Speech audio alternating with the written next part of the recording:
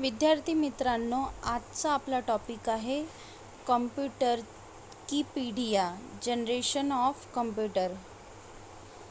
त्याच्यामध्ये first जनरेशनचं computer त्याची कालावधी आहे 1946 ते 1956. लक्षात ठेवा, 1946 ते 1956.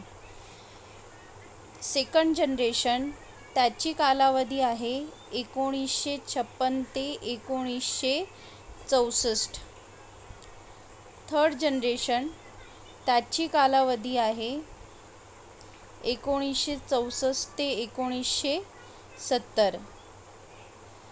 फोर्थ जनरेशन त्याची कालावधी आहे 1970 ते आतापर्यंत. आणि फिफ्थ जनरेशन हे फ्युचर कॉम्प्युटर आहे.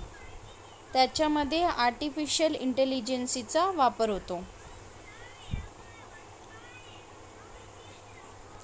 सेकंड जनरेशन ऑफ कॉम्प्युटर त्याला आपण एक चार्ट स्वरूपात समजूया. फर्स्ट जनरेशन त्याच्यामध्ये व्हॅक्यूम ट्यूबचा वापर होतो. तुम्हाला चित्रामध्ये व्हॅक्यूम ट्यूब दिसत असेल. आणि त्याच्यामध्ये मशीन लँग्वेजचा वापर होतो आणि त्याची साईज खूप मोठी आहे. आपण मागील व्हिडिओमध्ये बघितलं होतं. आणि ते खूप महाग कॉस्टली होतं आणि त्याच्यामध्ये इलेक्ट्रिसिटीचा खूप जास्त प्रमाणात वापर व्हायचा आणि ते खूप लवकर गरम व्हायचं. आणि बाजूला त्याचे काही एक्झाम्पल दिलेले आहे. इनियाक, युनिवॅक, इडीवॅक, इडीसॅक, IBM 700. हे फक्त नाव तुम्हाला लक्षात ठेवायचे. याचं फुल फॉर्म तुम्हाला परीक्षेत विचारल्या जाणार आहे. सेकंड जनरेशन ऑफ कॉम्प्युटर त्याच्यामध्ये ट्रान्झिस्टरचा वापर होतो आणि मॅग्नेटिक टेपचा वापर होतो. आता सेकंड जनरेशनची जी कॉम्प्युटर होती त्याची साईज थोडी छोटी झाली, साधारण आपल्या कॉम्प्युटर क्लासच्या टेबल एवढी. आणि त्याच्यामध्ये मल्टी प्रोग्रामिंग ऑपरेटिंग सिस्टमचा वापर होत होता आणि ते पण थोड्या प्रमाणात एक्सपेन्सिव्ह होतेच. आणि बाजूला त्याची एक्झाम्पल दिलेले आहे.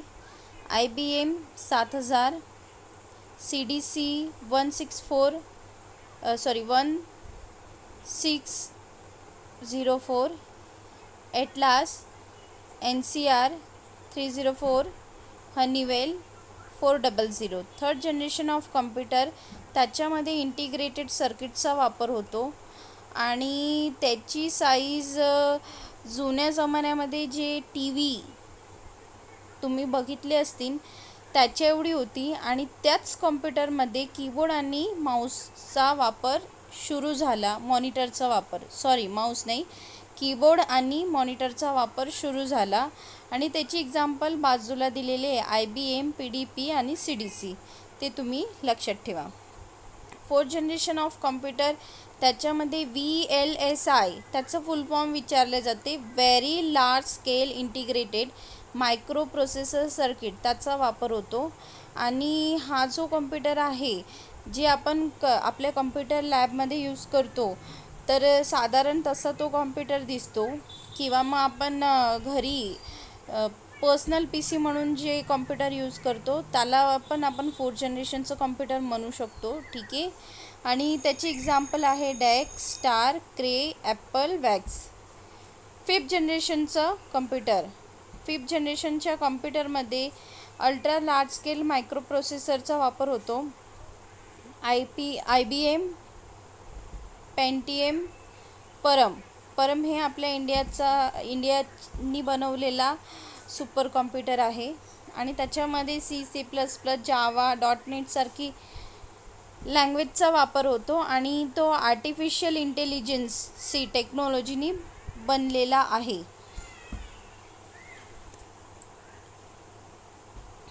Third topic classification of generation जे मी तुम्हाला शिकवलेले. आता तुम्ही विचार करणार का जनरेशनच्या टाईमलाईनमध्ये बदल दाखवत आहे. जसं काही ठिकाणी 1946 आहे, काही ठिकाणी 1940 आहे, काही ठिकाणी 1950 आहे. तर आम्ही खरं कुठली मानावे. तर जे फर्स्ट स्लाईडमध्ये आपण बघितलं होतं ना ती करेक्ट त्याचीवाली जनरेशनची टाईम पिरियड्स आहे. ठीक आहे. नेक्स्ट आता फर्स्ट जनरेशन ऑफ कम्प्युटर, त्याचे काही चित्र इथे दाखवलेले. जे पहिलं चित्र आहे ब्लॅक कलरनी, ते फर्स्ट जनरेशनचं कम्प्युटर आहे. ते साधारणतः रूम एवढं कम्प्युटर दिसणार. सेकंड जे आहे ते थर्ड जनरेशनचं आहे. ठीक आहे, म्हणजे हे जे वर 2 चित्र दिलेले आहे त्याच्यापैकी पहिलं जे चित्र आहे ते फर्स्ट जनरेशन आहे आणि सेकंड जे चित्र आहे ते थर्ड जनरेशनचं आहे. त्याच्या खालचे 2 कम्प्युटरचे चित्र पण थर्ड जनरेशनचे आहे आणि लास्ट 2 चित्र फोर्थ आणि फिफ्थ जनरेशनचे आहे. जनरेशन ऑफ कम्प्युटर ह्या गोष्टी लक्षात ठेवा. फर्स्ट जनरेशनमध्ये व्हॅक्यूम ट्यूबचा वापर झालेला आहे. सेकंड जनरेशनमध्ये ट्रान्झिस्टरचा वापर झालेला आहे. थर्ड जनरेशनमध्ये इंटिग्रेटेड सर्किटचा वापर झालेला आहे. फोर्थ जनरेशनमध्ये व्हेरी लार्ज स्केल इंटिग्रेशनचा वापर झालेला आहे आणि फिफ्थ जनरेशनमध्ये अल्ट्रा लार्ज स्केल इंटिग्रेशनचा वापर झालेला आहे. आता हे एक चक्र बघूया फर्स्ट इमेजमध्ये. आता ही इमेज लक्षपूर्वक बघा.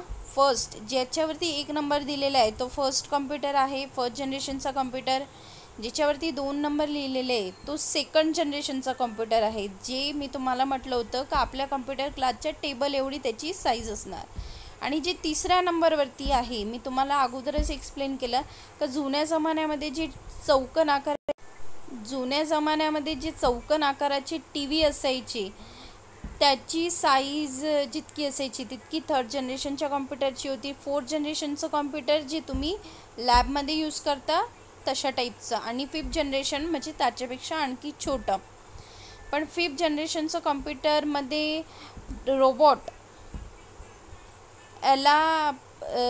याचा समावेश करण्यामध्ये आलेला आहे. आता फर्स्ट जनरेशन कम्प्युटरविषयी आणखी डिटेलमध्ये जाणूया. त्याची जी कालावधी आहे, ठीक आहे, 1940 ते 1956 त्याच्यामध्ये. आणि तुम्ही तुमचंवालं जे CCCचं पुस्तक आहे ते सुद्धा रिफर करा. त्याच्यामध्ये जी कालावधी लिहिलेली आहे ती एकदम करेक्ट आणि परफेक्ट कालावधी आहे. आता त्याच्यामध्ये व्हॅक्यूम ट्यूबचा वापर झालेला आहे आणि मेमरी, म्हणजे जसं आता आपण मेमरी स्टोअर करण्यासाठी मेमरी कार्डचा वापर करतो, पेन ड्राईव्हचा वापर करतो, तेव्हा फर्स्ट जनरेशनच्या कम्प्युटरमध्ये मॅग्नेटिक ड्रमचा वापर व्हायचा. हा परीक्षामध्ये आलेला प्रश्न आहे, लक्षात ठेवा. फर्स्ट जनरेशनच्या कम्प्युटरमध्ये मेमरी स्टोअर करण्यासाठी मॅग्नेटिक ड्रमचा वापर होतो. इनपुट तथा आउटपुट साठी पंच कार्डचा वापर होतो. इनपुट आणि आउटपुटसाठी, जसं आता आपण कीबोर्ड आणि माऊसचा वापर करतो इनपुट देण्यासाठी, आणि आउटपुट आपल्याला मॉनिटरवरती दिसते, तर त्या जनरेशनमध्ये इनपुट आणि आउटपुटसाठी पंच कार्डचा वापर होत होता. आणि त्याच्यामध्ये प्रोग्रामिंग करण्यासाठी मशीन लँग्वेजचा वापर व्हायचा. जसं एखादं सॉफ्टवेअर बनवण्यासाठी आता C++ लँग्वेजचा वापर होतो, तर त्या जमान्यामध्ये मशीन लँग्वेजचा यूज होत होता. आता हे जे तुम्हाला फोटो बघायला मिळते हा फर्स्ट जनरेशनच्या कम्प्युटरचा रिअल इमेज आहे. फर्स्ट जनरेशनचं कम्प्युटर अशा टाईपचं दिसायचं. ते खूप वातावरण तिथलं खूप गरम असायचं. त्याला थंड करण्यासाठी तिथे AC लावावं लागायचे आणि ते खूप एक्सपेन्सिव्ह पण होतं.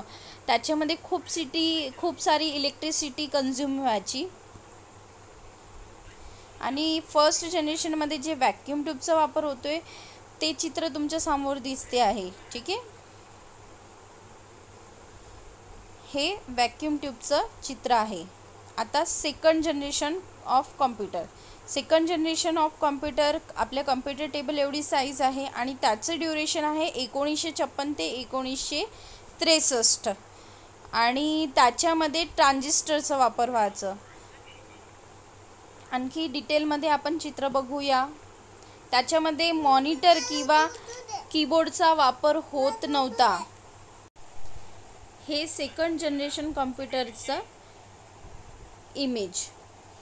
त्याच्यामध्ये जे ट्रान्झिस्टरचा वापर व्हायची त्याची इमेज अशी आहे. ट्रान्झिस्टर अशा पद्धतीचं दिसायचं. आता third generation of computer.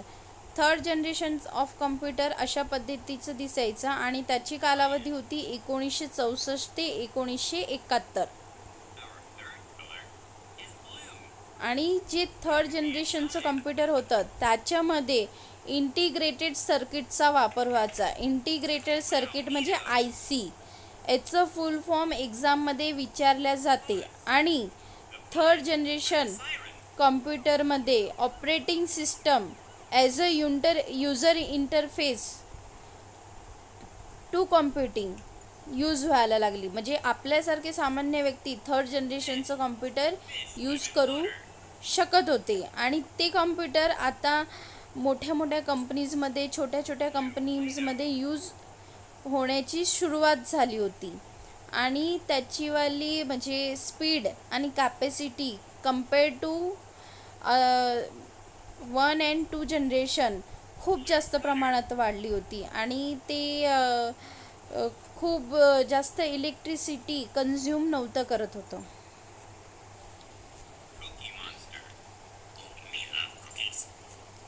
Third generation of computer त्याच्यामध्ये IC यूज होते,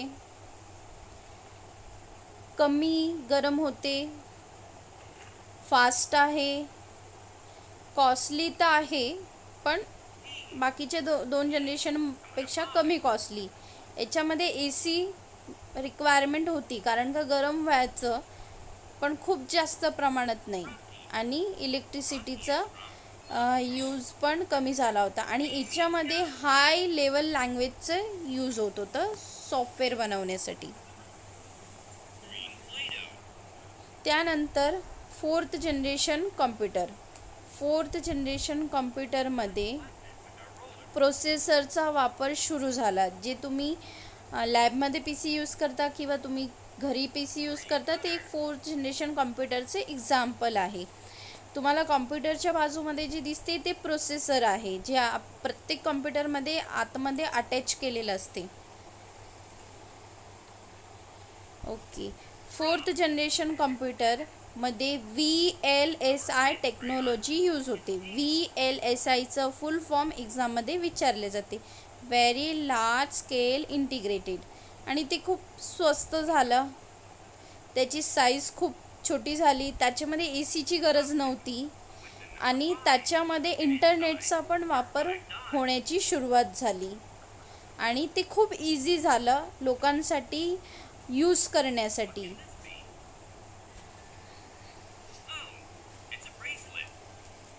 काही फोटो आपण फोर्थ जनरेशन कॉम्प्युटरच्या आपल्या स्क्रीनवरती बघूया. त्यानंतर fifth generation computer. Fifth generation computer मी सांगितलं त्याप्रमाणे एक रोबोटचं एक्झाम्पल आहे.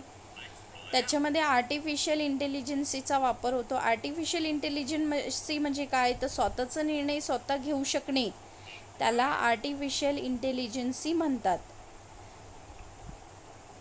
आणि रोबोट काही डिसिजन स्वतः घेऊ शकतो. किंवा एक अशी कार पण निघालेली आहे का ज्याला ड्रायव्हरची गरज नाही. कार ऑटोमॅटिकली त्याच्या गुगल मॅपवरती तुम्ही त्याचा रूट टाकला तर तुम्हाला डेस्टिनेशनपर्यंत ती कार ऑटोमॅटिकली घेऊन जाते विदाऊट एनी रिस्क. तर ते पण एक आर्टिफिशियल इंटेलिजन्सीचे एक्झाम्पल आहे. आता काही फीचर्स बघू आपण फिफ्थ जनरेशन ऑफ कॉम्प्युटर. 1986 पासनं फिफ्थ जनरेशनचे कॉम्प्युटर बनायला सुरुवात झालेली आहे. पण त्याला इतकं जास्त अप्रुव्हल मिळालेलं नाही आहे. कारण का फिफ्थ जनरेशन आणखी पुढे वाढलं तर माणसाची जागासुद्धा कॉम्प्युटर घेऊ लागतील. जे काम आता माणसाला मिळतं आहे शायद फ्युचरमध्ये ते काम रोबोटला मिळतील. आणि माणसं जॉबलेस होतील. त्या कारणाने फिफ्थ जनरेशनच्या कॉम्प्युटरमध्ये रोबोट बनवण्यावरती गव्हर्मेंटची सक्त मनाई आहे. आणि अशा पद्धतीने हा आपण बघितला फर्स्ट जनरेशनपासनं फिफ्थ जनरेशनपासचा प्रवास. थँक्यू, तुम्ही माझा व्हिडिओ बघितला त्याबद्दल धन्यवाद. Revolution computer Sonal madam.